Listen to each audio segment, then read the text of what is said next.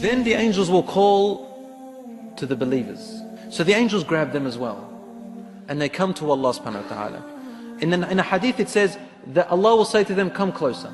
He will say, Abdi udnu minni. My servant, come closer to me. There are some special servants from Allah subhanahu wa ta'ala will say to them, udnu minni, come closer to me. That servant keeps coming closer and closer and closer until finally the nur covers him, the hijab covers him, and there is between him and Allah a veil, a different type of veil.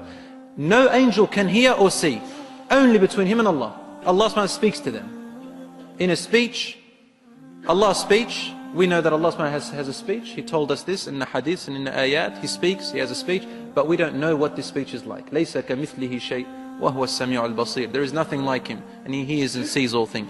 Just like He says He hears and sees, He speaks, but how does He see? How does He hear? Not like us. In a manner that befits Him, He knows subhanahu wa ta'ala. We accept it as it is. And Allah says to him, Abdi, look at your records. And he sees sins. Allah says to him, didn't you know that you did this sin and I could see you? You did it in secret and I could see you. Didn't you know this day will come? Didn't you know that today I will question you? Didn't you know? And he will say, Rabbi, I did. And Allah subhanahu wa ta'ala will say to him, why did you do it? Finally the servant will say, oh my Lord, for you to throw me into hellfire is easier than to judge me and me standing before you with this sin.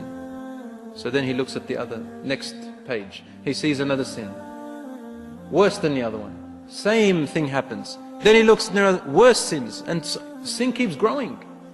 And this poor believer is sitting there saying, my Lord, in the end he says, Khalas, I'm actually going to hellfire. My deeds haven't been accepted. I've done all these wrong deeds, and that's why my good deeds have been invalid.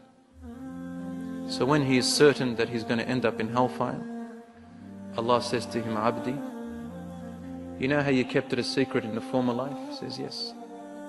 He said, why did you keep it a secret? He says, because I was ashamed of my sin, my Lord.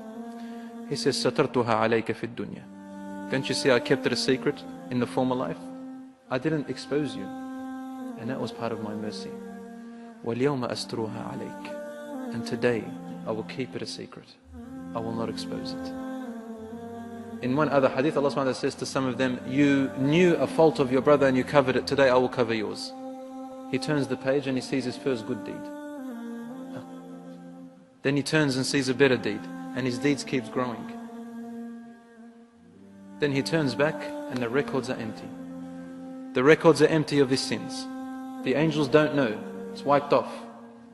The sins will be forgotten.